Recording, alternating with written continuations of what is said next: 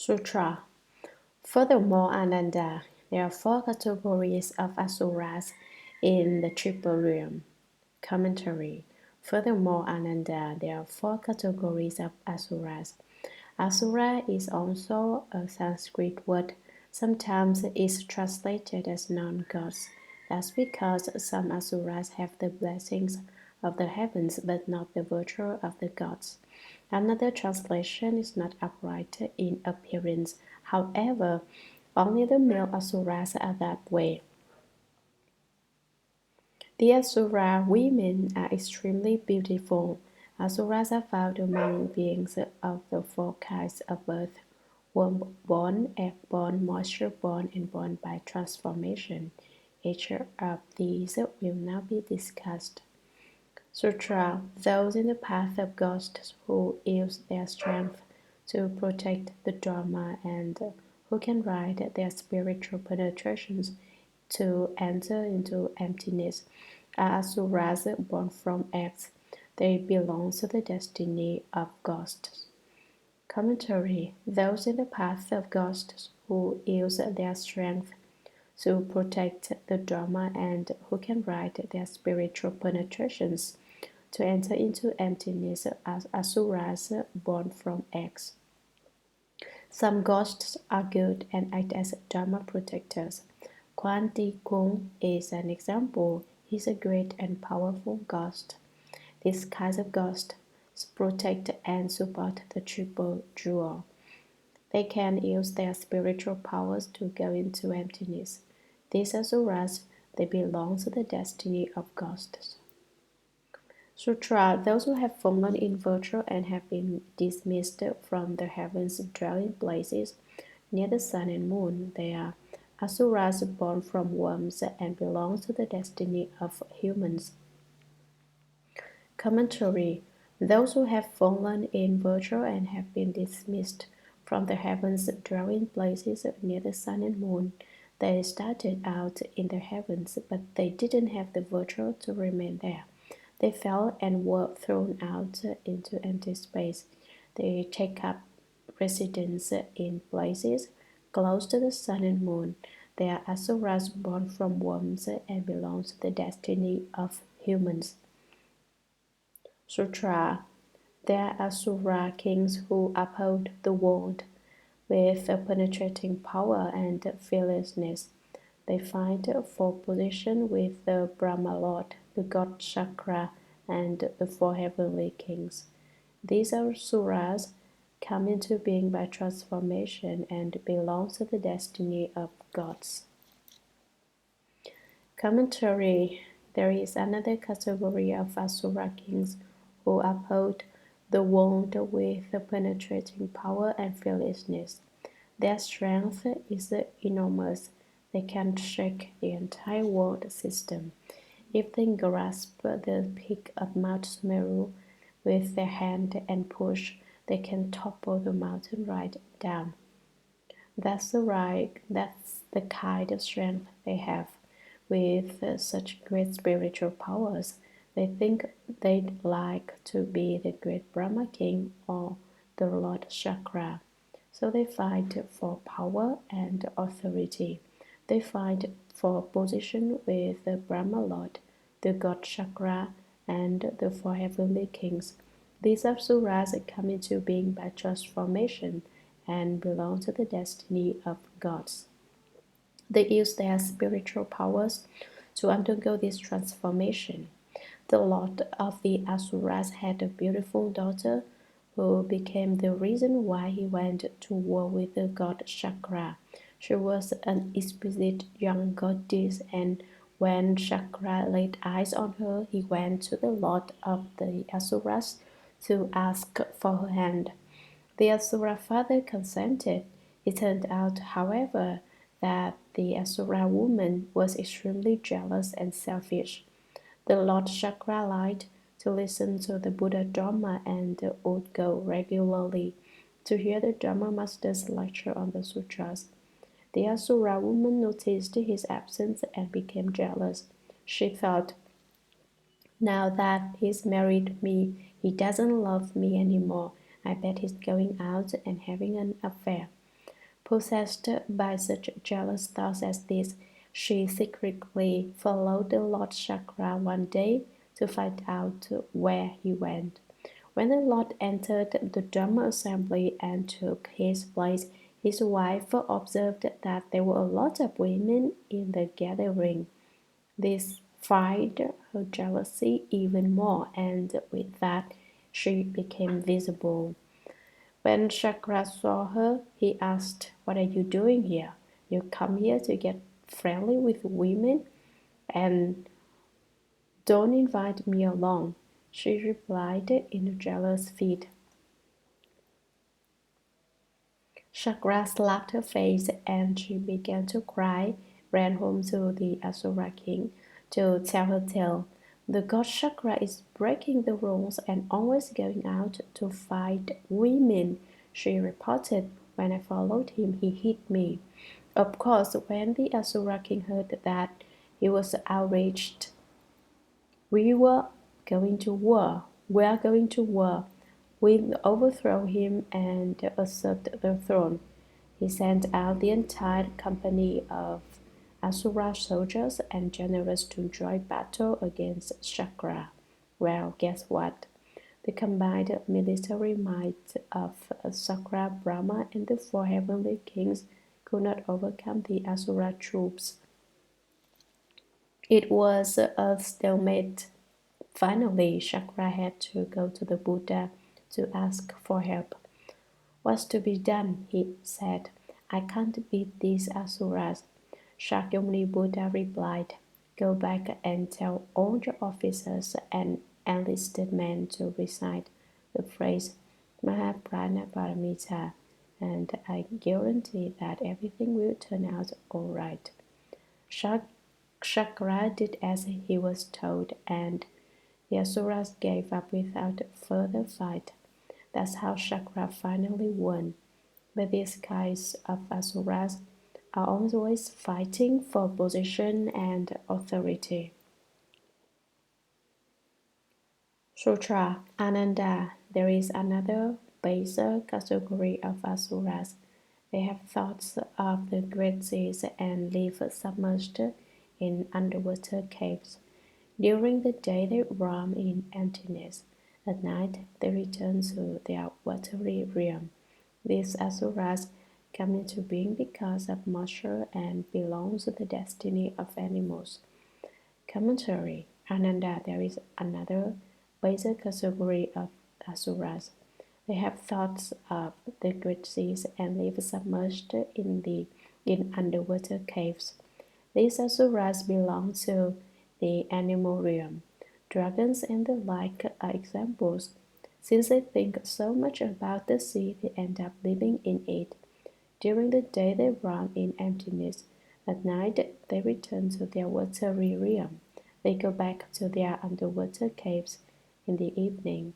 These Asuras come into being because of moisture and belong to the destiny of animals.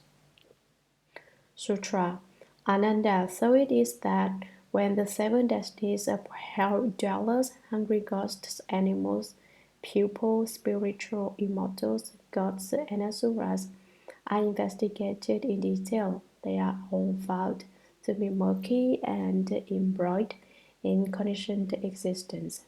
Their births come from false thoughts. Their subsequent karma comes from false thoughts. Within the wonderful perfection of the fundamental mind that is without any doing, they are like strange flowers in space, for there is basically nothing to be attached to. They are entirely vain and false, and they have no source or beginning. Commentary Ananda. So it is that when the seven destinies of hell dwellers, hungry ghosts, animals, pupils, spiritual immortals, gods, and asuras are investigated in detail, they are all found to be murky and embroiled in conditioned existence. They all still have some form of appearance. Their births come from false thoughts. Their subsequent karma comes from false thoughts, and it leads them into their next rebirth. Within the wonderful perfection of the fundamental mind that is without any doing. They are like strange flowers in space, for there is basically nothing to be attached to. The seven destinies are like illusory flowers in emptiness. They are nothing to cling to. They are entirely vain and false, and they have no source or beginning. Sutra Ananda. These living beings who do not recognize the fundamental mind all undergo rebirth for limitless compass. They do not attain true purity because they keep getting involved in killing, stealing, and lust, or because they counter them and are born according to their not killing, not stealing, and lack of lust. If these three karmas are present in them, they are born among the troops of ghosts. If they are free of these three karmas, they are born in the destiny of gods. The incessant fluctuation between the presence and absence of these karmas gives rise to the cycle of rebirth. Commentary Ananda, these living beings in the seven destinies who do not recognize the fundamental mind, all undergo rebirth for limitless compass. They don't know of the wonderful perfection of the fundamental mind which is without any doing, and so they keep having to undergo birth in the six paths. They are born and then die. They die and then are reborn. In this life they are calm, and in the next life they are a horse, or maybe in the life following that they become a person. It's a continuing cycle. How long does it go on? It's no way to calculate how many ends one passes through in this way. They do not attain true purity. They never uncover their inherent pure substance. Why? Because they keep getting involved in killing, stealing, and lust. They get all hung up in them and can't stop their involvement, or it is because they counter the three karmas of killing, stealing, and lust and are born according to their not killing, not stealing, and lack of lust. If these three karmas are present in them, they are born among the troops of ghosts. If they commit acts of killing, stealing, and lust, they go to the realm of ghosts, where all their friends and relatives are also ghosts. If they are free of these three karmas, they are born in the destiny of gods. The incessant fluctuation between the presence and absence of these karmas gives rise to the cycle of rebirth. The continuous battle between creating those karmas and not creating them goes on and on. Sometimes they create them, sometimes they don't. That's the nature of rebirth. Sutra. For those who make the wonderful discovery of samadhi, neither the presence nor the absence of this karma exists in that magnificent eternal stillness. Even their non-existence is done away with. Since the lack of killing, stealing, and lust is non-existent, how could there be actual involvement in this of killing, stealing, and lust? Commentary. For those who make the wonderful discovery of samadhi, neither the presence nor the absence of these karmas exists in that magnificent eternal stillness. Some beings in the seven destinies can attain wonderful and genuine samadhi power. That refers to the great Shurangama Samadhi. The return, the hearing to hear the self-nature, and the nature accomplishes the unsurpassed way. They cultivate the perfect penetration of the organ of the ear and attain true and proper samadhi power. If the three karmas are present, one goes into the three evil destinies of hell dwellers, hungry ghosts, and animals. If they are absent, one can attain rebirth among humans, immortals, gods, and or asuras. But in this samadhi, those karmas are neither present nor absent. Even their non-existence is done away with.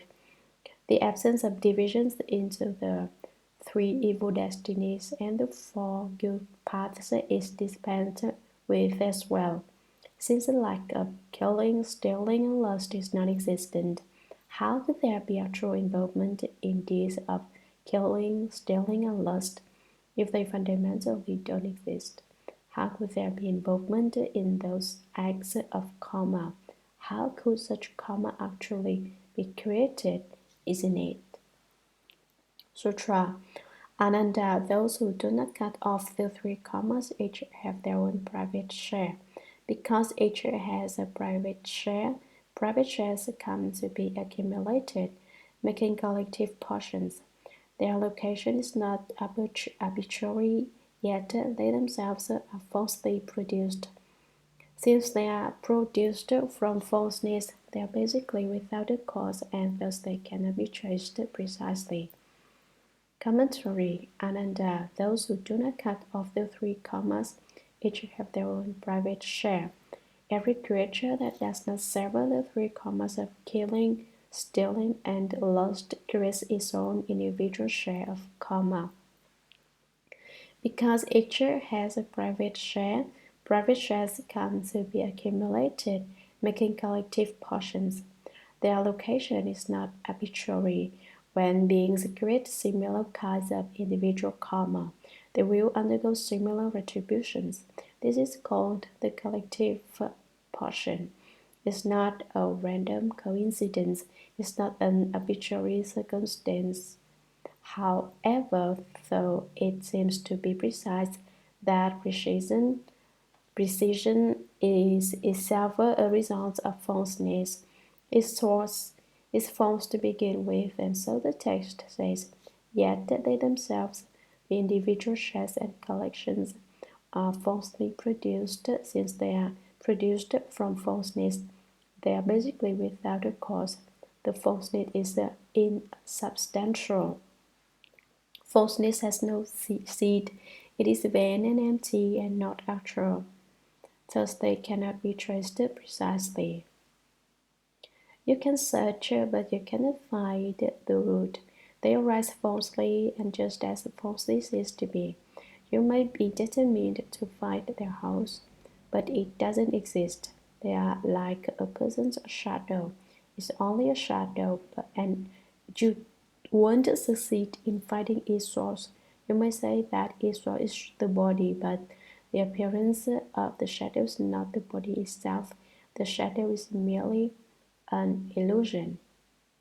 Sutra. You should warn cultivators that they must get rid of these 3 delusions if they want to cultivate Bodhi.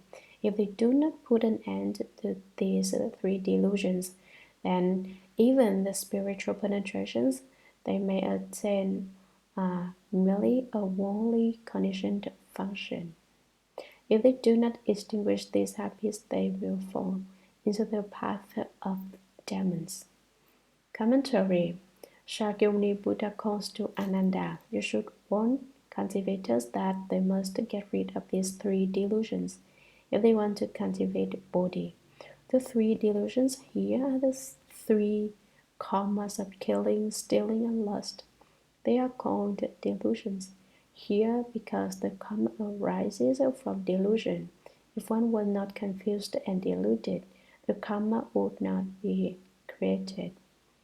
If they do not put an end to these 3 delusions, that is, if there is even the tiniest bit of any of these 3 delusions in your makeup, a hair's breadth of killing, stealing, or lust that you don't get rid of, then even the spiritual penetrations they may attain are merely a worldly conditioned function.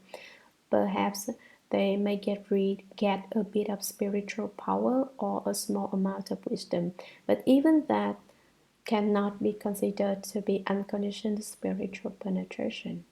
It resides in form and appearance and depends upon an intent. In order to function, it is spiritual penetration which is attached to appearances. If they do not extinguish these habits, they will fall into the path of demons. If the habits of killing, stealing, and lust are not brought to a stop, you will sink into the demon paths in the future. Now you see why I say that such and such a cultivator is a demon king. He does not observe precepts regarding killing, stealing, or lust. If one is like that, how can one obtain genuine wisdom? It's impossible. Sutra. Although they wish to cast out the false, they become doubly deceptive instead.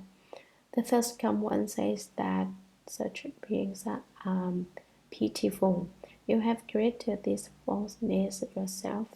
It is not the fault of Buddha. Commentary. Although they wish to cast out the false, they become doubly deceptive instead. They add falseness to falseness, falsehood to falsehood. They start out by telling a lie, by speaking incorrectly, but afterwards they may say that they didn't lie and that's another lie. If you tell a lie, there's no use in urging, admit it, and then it's just one lie. But someone who denies the lie he told ends up by telling two. In this way, he increases his offenses. The first command says that such beings are pitiful. People who never do things properly are basically really pathetic. You have created this falseness yourself. It is not the fault of Buddha. All this false delusion and karma is something that you brought into being. There's no fault on the part of Buddha. Therefore, you can't say, if you were all Buddhas, how come we gave rise to falseness? You make a mistake if you talk like that. Sutra, an explanation such as this is a proper speech.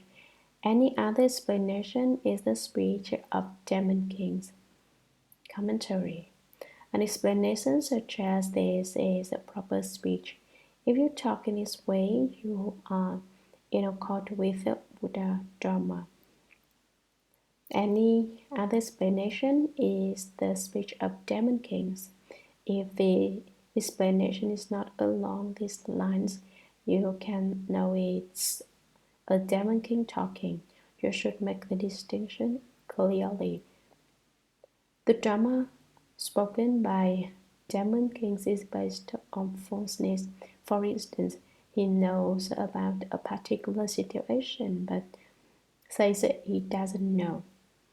That's lying. Cultivators should know that the straight mind is the Buddhimanda, the straightforward in all situations. Don't be deceptive.